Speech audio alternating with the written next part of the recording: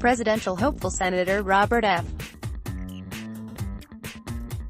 Kennedy waves goodbye to his supporters on June 5, 1968, as he prepares to leave the Ambassador Hotel ballroom in Los Angeles, shortly before he was assassinated. Dick Strobel, AP, Robert F. Kennedy's body was loaded onto the front of the Air Force jet early in the afternoon of June 6, 1968. His family, holding hands, surrounded the coffin while it was hoisted up. Meanwhile, the various Kennedy friends, relatives and aides who had assembled at Los Angeles International Airport boarded from the stairs at their rear. At one point Paul Sweeney, the Secret Service agent standing by the back door as people filed in, peeked to his right, and spotted something quite extraordinary. Midway down the aisle, America's three most famous widows were conversing. They spoke only briefly, maybe 5 or 10 minutes. But they were there, together. Then, for the next 4.5 hours, Ethel Kennedy, Jacqueline Kennedy and Coretta Scott King shared a flight over their grieving, wounded, troubled country. Robert Kennedy's final flight is less famous than his final train ride, the one that took him from New York to Washington before the final leg to Arlington National Cemetery. But what Sweeney witnessed that day appears to be the only time throughout the aftermath of Kennedy's death when the three women actually talked to one another. What they said can only be surmised, none of them wrote about it afterward. Nor did any photographer preserve the moment. There were none aboard the plane. Little about the flight was ever preserved. In America's minutely recorded assassination chronicles, it remains a black hole. Only 3 reporters were aboard that day, and they had been invited as friends, not chroniclers. Two of them, the columnists Joseph Kraft and Roland Evans, said next to nothing about it afterward. But fortunately for history, the third, Sander Van Oker of NBC News, didn't feel so constrained, or couldn't keep a good story to himself. Minutes after the plane landed in New York, Van Oker was on the air, describing what he had just seen. Up until the moment he boarded the plane in California, Van Oker had been working. He had been tracking down rumors that the family patriarch, Joseph P. Kennedy, had died upon learning about his third son. Then, shortly after Air Force One had arrived from Washington to fetch everyone, Van Oker had stood in front of the aircraft and reflected on the journey to come. It somehow seems ironic that on afternoons very much like this, Air Force jets bear the bodies of male Kennedys out of the West back to their resting place in the East, he had said.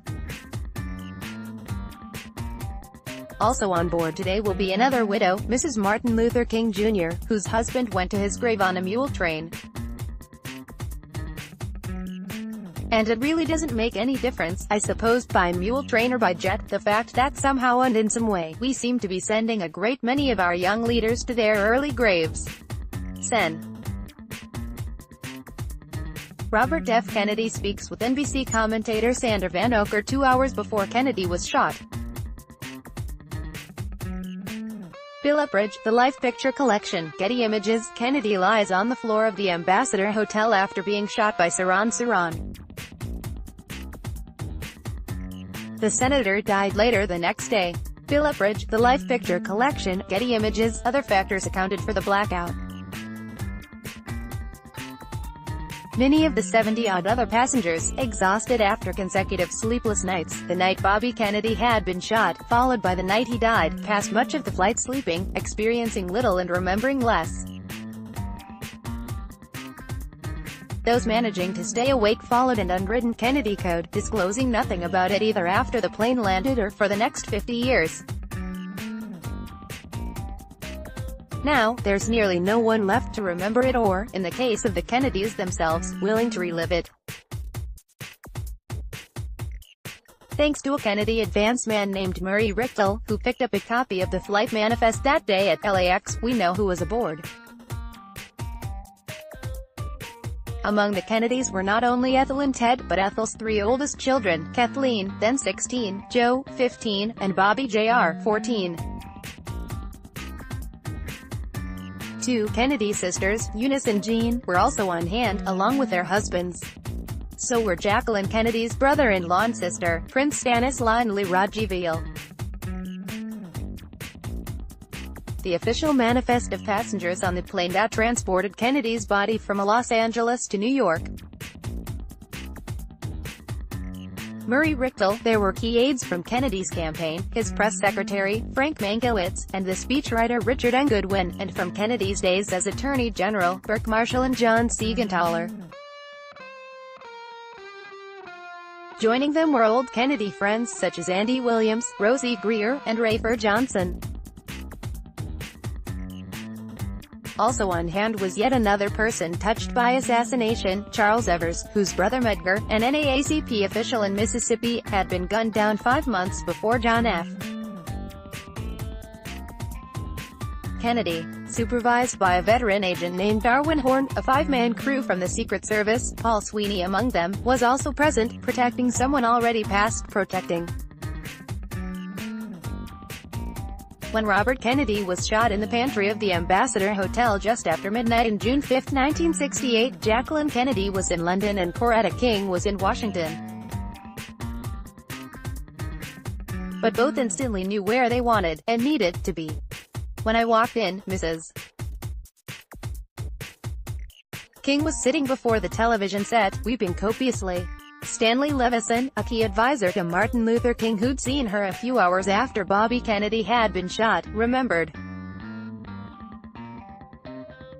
She said, "You know, I have almost never been able to cry about Martin because I couldn't permit myself to.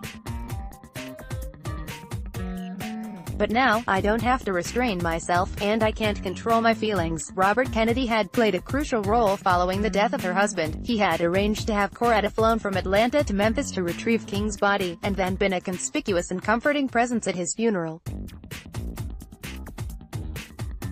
She and Ethel Kennedy had even gotten together in the interim, for Poor People's March, in Washington. She wanted to reciprocate. "It was a very easy decision for me to make," she later said. Jacqueline Kennedy, meanwhile, flew from London to New York. From there, the private jet of IBM chief Thomas Watson carried her to California. The FBI, which had tracked death threats against King, and, to a much lesser but still significant degree, against Bobby Kennedy, for years, now monitored and transmitted the uniquely American reunion to ensue. Pierre Salinger advised that Mrs. John F. Kennedy is to arrive Los Angeles International Airport by private plane 5:30 p.m. today, went a memo to the Los Angeles office on June 5. Los Angeles Police Department is to meet Mrs. Kennedy and bring her to Good Samaritan Hospital. The same memo reported that, also according to Salinger, Coretta King would arrive a half-hour earlier from Washington, to be met by one of Kennedy's black aides, Earl Graves. Further plans of Mrs. King unknown, it stated. Football player Rosie Greer stands near police outside of the hospital after Kennedy's assassination. Bill Upridge, The Life Picture Collection, Getty Images. King's widow reached the hospital first. Quote, Mrs. King, several women in the crowd said, but not that much in amazement, for little these days amazes, the New York Post reported. An hour and a half later, the former First Lady arrived, wearing dark brown, or black, no one could tell for sure because she rushed by so quickly, slowly but inexorably. Robert Kennedy's life receded. As his condition changed from critical to extremely critical as to life, there was little to do but wait. Ethel Kennedy stayed by his bedside. Meanwhile, Jacqueline Kennedy and Coretta King, along with Pierre Salinger's wife, Nicole, remained in a room nearby. She watched the two widows converse and, recognizing their unique bond, left them alone. What struck her most that night was how dark and silent the room was, for all the two widows shared. What was there, really, for them to say? At one point, all three were summoned for a last look at Robert Kennedy. "I think he was totally dead yet, but not far," she recalled. Kennedy's body is loaded after his death on June 6, 1968. The 70-odd passengers who traveled with his body included family members, longtime aides and friends. Bill Upridge, The Life Picture Collection, Getty Images. At 1:44 on the morning of June 6, Kennedy died. 15 minutes later, Mankiewicz, still wearing a Kennedy pin on his lapel, announced it to the world. He did not waste words, adding only that Robert Kennedy was 42 years old. Standing outside the hospital, Roger Mudd of CBS News speculated that the funeral would be held in Washington, and that, to get there, the Kennedys might favor a smaller, private plane, the better to keep off reporters clamoring for places on Robert Kennedy's last journey. But by Ethel Kennedy's decree, the funeral would in fact be in New York, where his constituents and parish church, the Church of the Holy Family on East 47th Street, were. The Requiem Mass would be held at St. Patrick's Cathedral. The force behind that choice, Van Oker speculated to his NBC colleagues, was Stephen Smith, Kennedy's brother-in-law, moneyman and protector. He felt that Senator Kennedy ought to be a figure in his own right. Van Oker explained, commemorated somewhere besides Boston or Washington, as prior Kennedys had been. It would also address an image problem Bobby Kennedy had never fully shed. There was a good deal of talk about Senator Kennedy being a carpetbagger in New York, Van Oker said. A Manhattan funeral might help settle that once and for all. One of Kennedy's most dogged detractors, President Lyndon B. Johnson, furnished the plane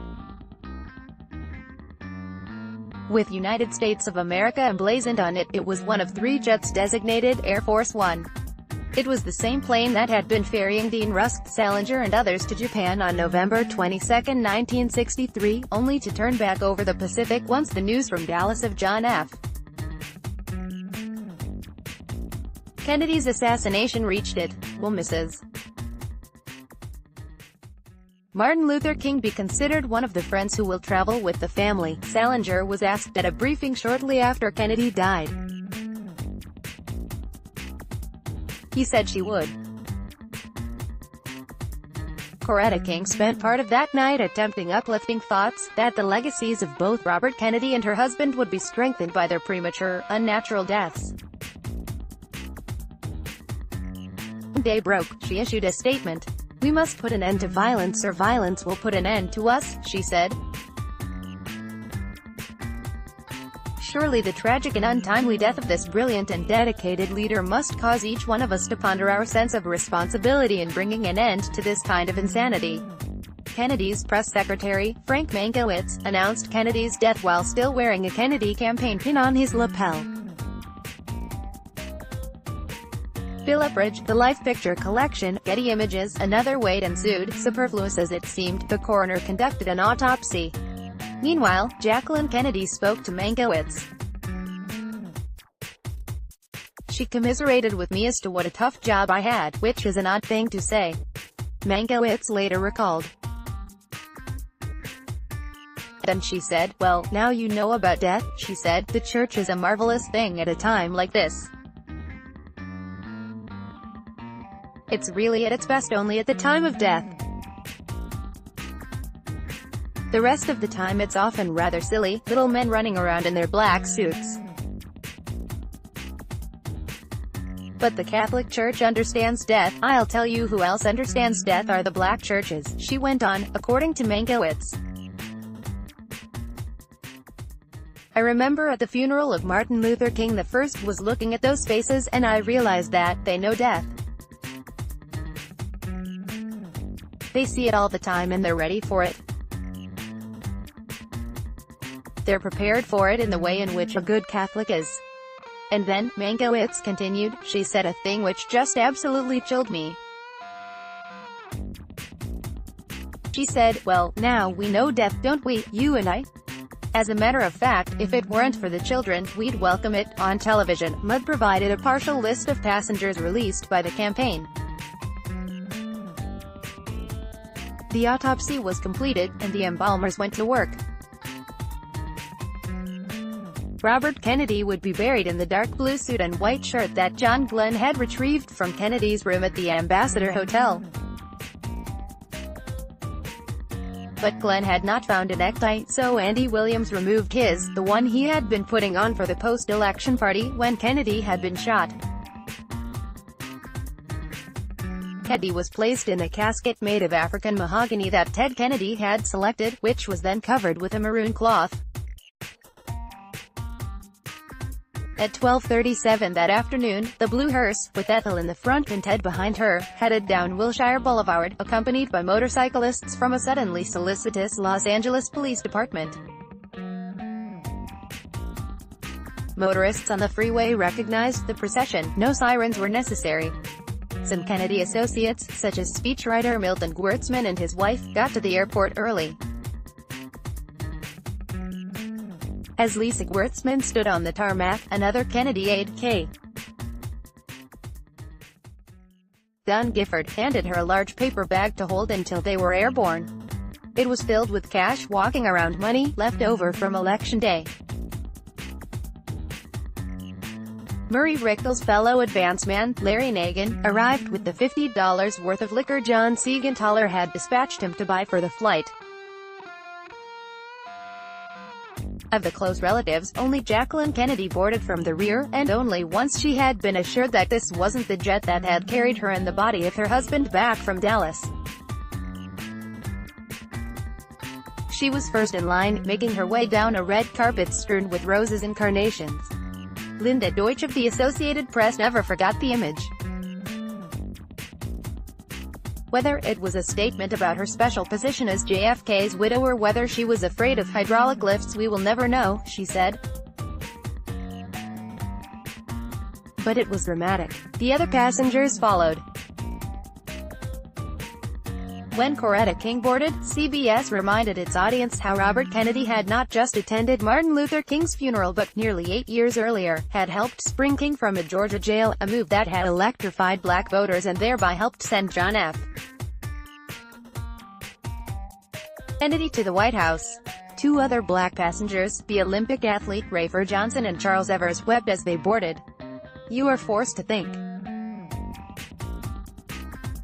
What a burden of tragedy this plane carries, what a burden of death and sadness and sorrow, George Herman of CBS declared. Commentators sometimes stumbled over Bobby Kennedy's title, calling him President rather than Senator. Edward M. Ted Kennedy, Ethel Kennedy and others prepare to board the plane with Robert Kennedy's body in Los Angeles. Harold Phelan, AP, like so many others, Van Ocker had not liked Robert Kennedy when they met. During the Wisconsin primary in 1960, he had even griped to John Kennedy about how obnoxious his kid brother was. Nor had he been much impressed with his oratorical skills. In fact, Bobby had given the worst speech he had ever heard. It was just disastrous. He couldn't speak and he was faltering and sweating and rubbing his palms. Van Ocker later said. But since Dallas, he, too, had come to see Bobby's more sensitive, introspective side. The most vulnerable man I've ever known, was how Van Ocker now described him. He had traveled with him in Africa, sailed with him off the coast of Maine, joined him for lousy dinners and bad movies at Hickory Hill. Van Ocker remained upstairs in Kennedy's suite when Kennedy had been shot. He was later asked why he hadn't followed the senator to the ballroom. I didn't want to get bruised or anything, he explained. I didn't want to fight the mob. After climbing the steps to the jet, Jerry Bruno, the veteran advance man who had been with John Kennedy in Dallas, and, after that, with Robert Kennedy when he had spoken in Indianapolis following King's death, surveyed the 2,000 or so people gathered behind the fence. He would have liked this crowd, he said. Nearby, Paul Sweeney was checking in the passengers.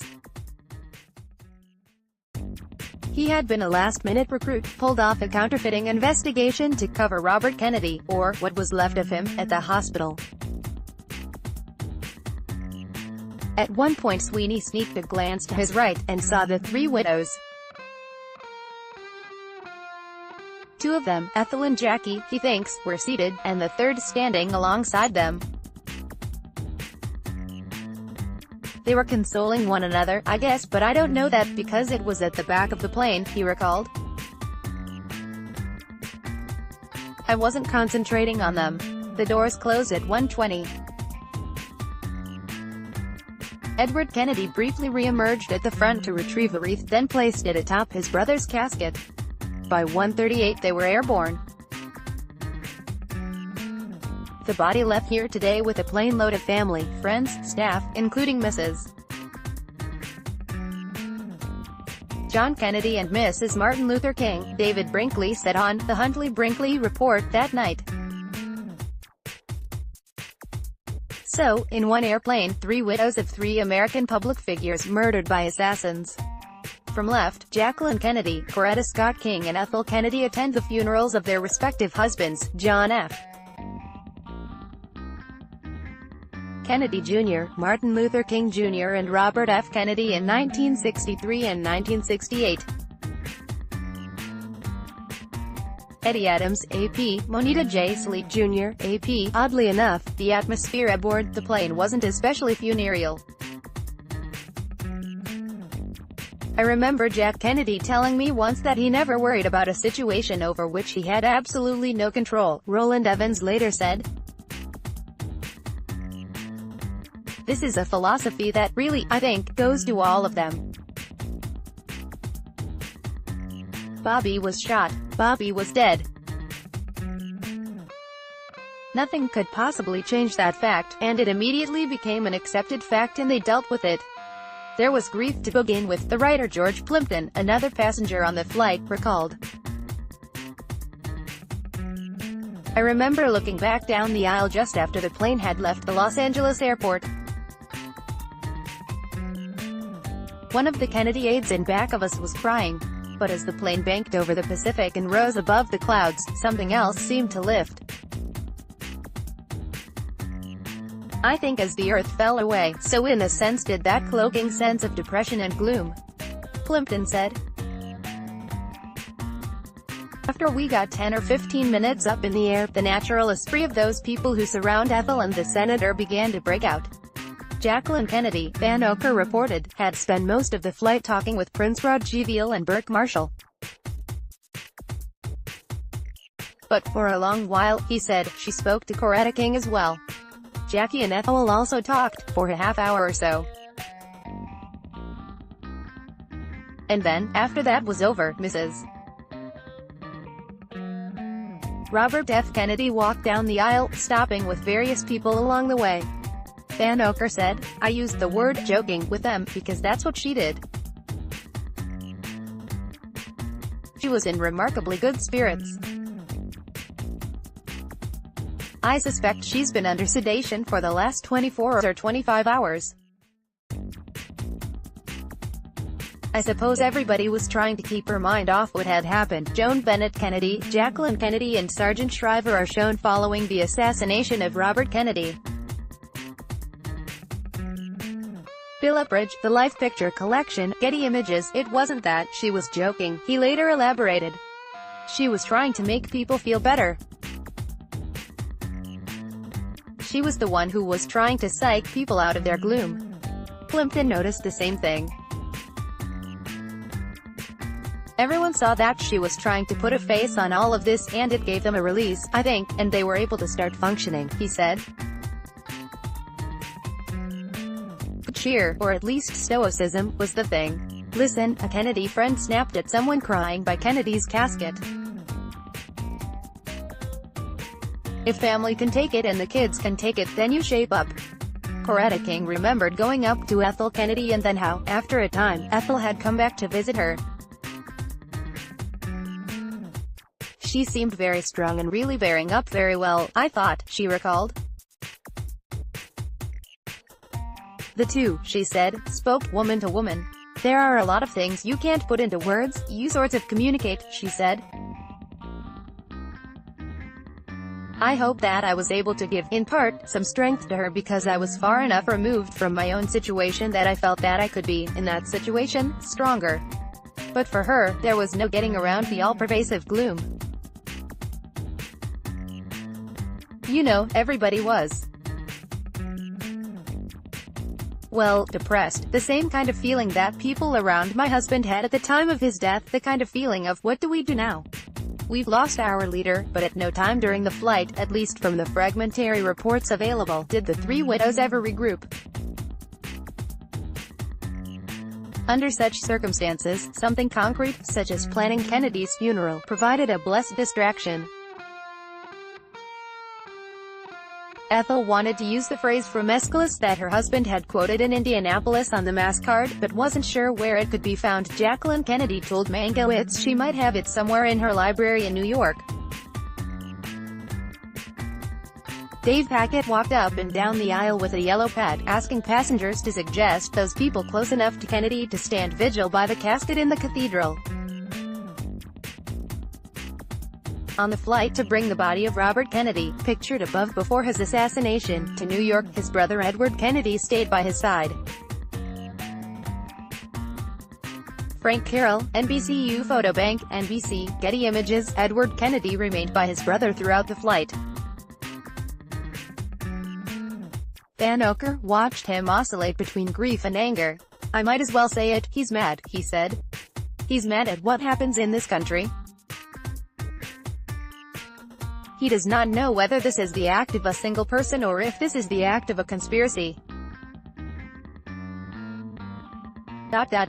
But from him, from others in the plane, one got the impression, it's no more than that there's kind of a pattern. Faceless men, that's the phrase I heard. And I suppose if you were a Kennedy or a Kennedy employee or if you were a Kennedy supporter you would wonder, too, he went on. It's this faceless thing. I'm not trying to suggest something more than exists, but I'm telling you as faithfully as I can, kind of a feeling aboard that plane. Talk of conspiracies kept popping up in the television commentaries.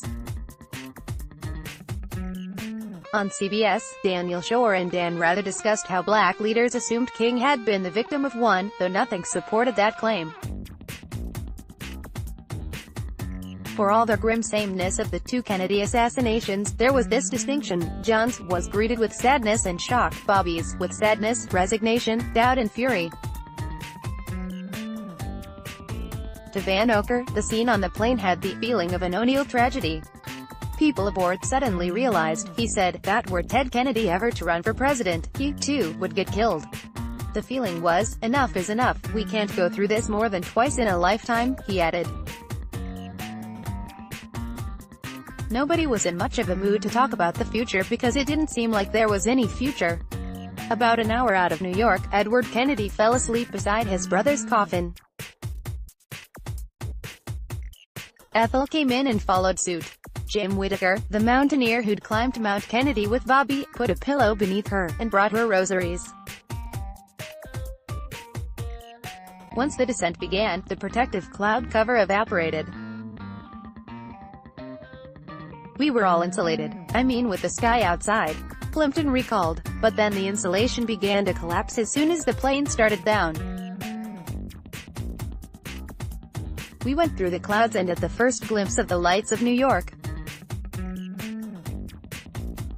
Well, that was the end of the conversation. It became so